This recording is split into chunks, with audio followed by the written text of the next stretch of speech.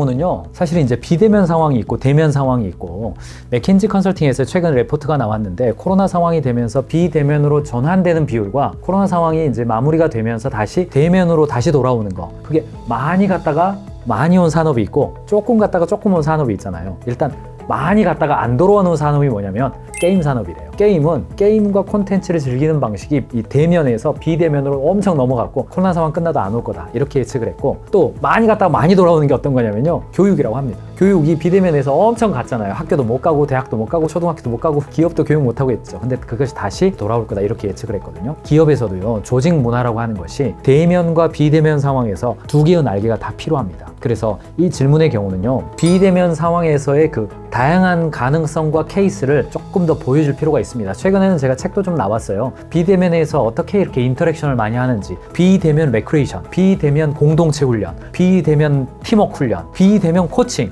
줌을 이용해서 웨비나를 이용해서 충분히 하는 사례들이 많이 나왔고요. 그쪽과 관련돼서 퍼실리테이팅 교육 프로그램도 다 나와 있습니다. 비대면 퍼실리테이팅 코칭 양성 과정까지도 나와 있습니다. 비대면 튜터도 나와 있습니다. 그래서 그쪽에 대한 케이스를 조금 공부하실 필요가 있고요. 동시에 사람은요, 스킨십 하고 싶은 존재예요. 같은 공간에서 호흡을 함께 하고 싶거든요. 그래서 그 영역에 대한 이 두 가지를 같이 고려해 보시길 바라겠습니다. 일단 이 케이스에서는요, 비대면에서 어떻게 이렇게 촉진적인 대화하는 거, 퀴즈 내서 맞춰보는 거, 그 다음에 수신호 해보는 거, 게임 해보는 거, 이런 거 있죠. 그런 것들 좀 다양하게 좀 해보실 것을 권해드리고 싶어요.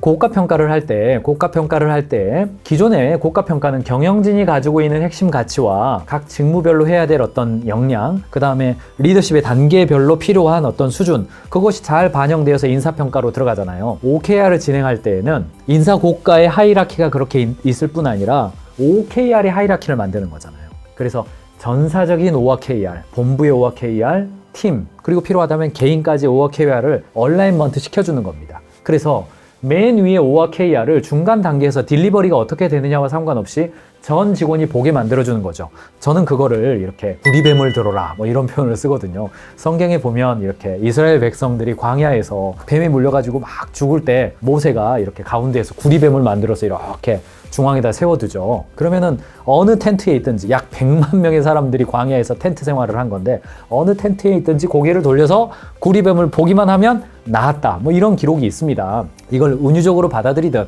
실제로 받아들이든 그거는 뭐 각 사람마다 차이가 있겠지만, 한 가지 확실히 배워야 될 점은 뭐냐면요, 조직의 중심부에서 리더가 무엇을 하고 있는지 그 들리운 구리뱀, 이거는 구성원들, 백성들 누구라도 볼 수 있도록 동산 중앙에다가 딱 세워놨다는 거예요. 그래서 조직의 리더가 최상층부의 OKR은 임원들끼리만 공유해. 전 직원이 알기에는 아직 어려워. 이러면 안 돼요. OKR이 전 직원이 볼 수 있도록 명확하게 들어줘야 됩니다. 그래서 중간 단계에서 팀장이나 본부장들이 딜리버리가 잘 안 돼요. 약간 다른 방향으로 튀어요. 그랬을 때에 맨 말단 사원이 팀장에게 이렇게 말할 수 있어야 돼요. 팀장님, 회사 전체의 OKR은 이 방향인데 우리 팀의 OKR을 볼 때 잘 연결이 안 되는데 어떻게 연결되는 겁니까? 라고 질문할 수 있어야 돼요. 그 정도로 OKR이 한 방향으로 명확하게 얼라인먼트가 되었을 때 OKR의 우선순위, 얼라인먼트, 슈퍼파워 아닙니까? 그걸 경험할 수가 있게 되는 거죠. 그래서 소통을 많이 해야 합니다. 이 방향성을 혹시 부족하지는 않는지 그걸 한번 점검해 보실 것을 권해드립니다.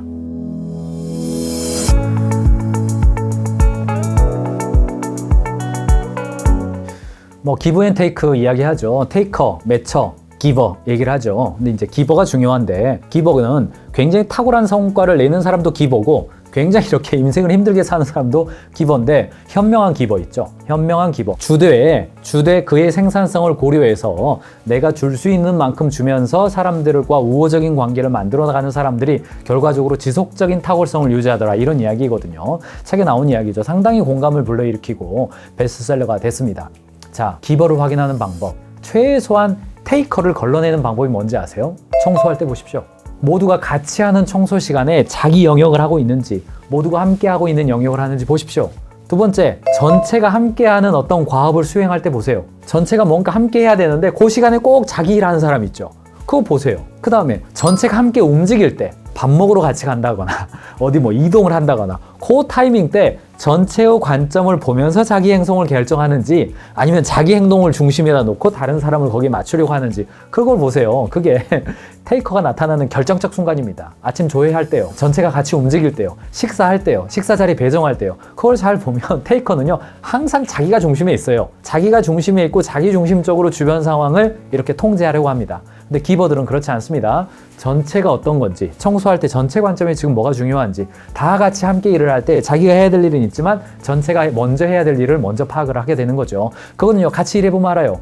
팀장, 너무나도 팀원들 테이컨지 매천지 기본지 잘 보이잖아요. 그거는 같이 살아보면 안다. 같이 일해보면 안다. 그런 겁니다. 면접을 볼 수 있다면요. 이렇게 같이 실습하면서 면접 보면 그게 잘 보이게 되는 거죠. 그런 관점을 좀 참고해 보시면 좋겠습니다. 저희 가인지 컨설팅 그룹에서 제공하고 있는 신지정사형 인재 진단표가 있어요. 거기에도 이런 포인트들이 좀 나오니까 참고해 보시기 바랍니다.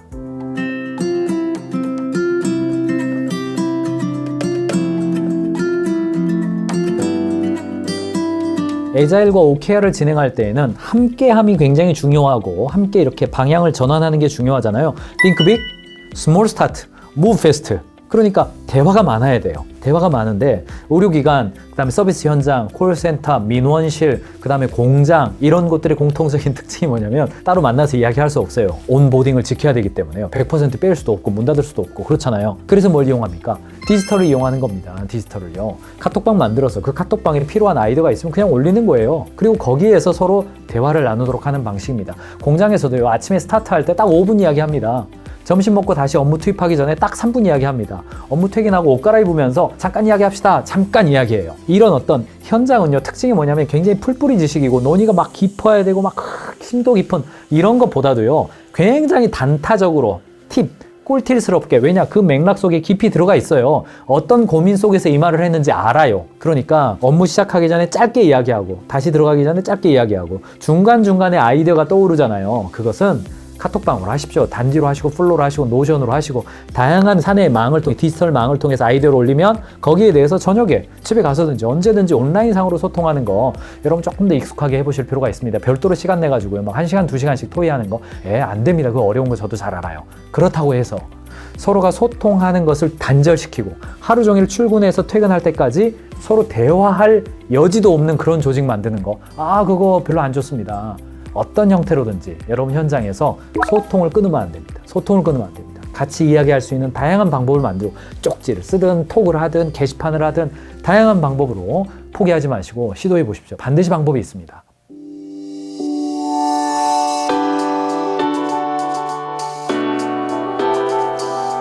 게임 업계도 그렇고 인허가를 받는 측면도 그렇고요. 뭐 우리나라 식약처라든가 제약업계라든가 의료기관이라든가 이런 것들은요. 워터폴 방식이죠. 긴 기간에 걸쳐서 정해진 방식으로 해서 승인 난 대로 그 정해진 그대로 시행을 해내야 되잖아요. 그렇기 때문에 개인의 창의성이라든가 다양한 시도보다는 정해진 것을 정해진 방식으로 얼마나 잘했느냐가 중요한 측면이 있어요. 그런데요, 이런 공간도 제가 현장을 가보니까 나름대로 주어진 어떤 그 수준을 맞추기 위해서 그 안에서 다양한 형태로 노력을 하던데요. 이렇게 시약 검사를 할 때에도 그 시약의 어떤 적절한 결과물을 내기 위해서 그 공정들을 디테일하게 들어가면 굉장히 다양하고 생산성이 좋아지는 방식들이 있더라고요. 또 동시에 인허가를 받고 게임이라고 하면은 그 게임의 프로토콜을 만들고 여러 가지 있다 하더라도 고객들의 반응이나 조사를 염두하고 그 고객의 반응과 조사 결과에 따라서 반영할 내용들이 있던데요. 꼭 마케팅과 온라인 판매 영역만 그런 것이 있는 게 아니라 물론 주기는 달라요. 주기는 다르고 방식도 다르지만 기억하세요. 에자일 선언을 맨 처음에 누가 했습니까? 실리콘밸리의 소프트웨어 개발자들이 시작한 겁니다. 그리고 에자일과 OKR이 꽃피운 영역이 단순히 지식 서비스업이나 유통업이 아닙니다. 제조 기반의 회사들에서도 엄청나게 많이 시행하고 있습니다. 오히려 그 제조 기반의 회사들이 더 에자일하게 노력하려고 뭐 저 같은 사람 불러가지고요. 뭐 대구에서 하고 부산에서 하고 안산 가서 하고 뭐 엄청납니다. 왜 그래요? 그 워터풀 방식이 고립화되고 고착화됐다 하더라도 그 안에서 어떻게 하면 주도성과 창의성을 살릴 수 있을 것이냐 하는 그 잔뿌리의 방법론, 고수의 노하우 이런 것들이 다 살아있거든요. 다만 제가 바라볼 때 이렇게 온라인 판매에서 오늘 하루 딱 오전에 올려가지고 오후에 바꿔보고 오후에 올려가지고 저녁에 바꿔보고 이렇게 호흡이 굉장히 짧은 영역과 게임 회사에서 프로토콜을 개발한다거나 제조 회사에서 인허가를 받기 위한 준비를 한다거나 하는 것의 호흡은 당연히 다릅니다. 그것은 여러분 회사의 텀에 맞게끔 적절하게 조율해 가셨으면 좋겠습니다. business is love.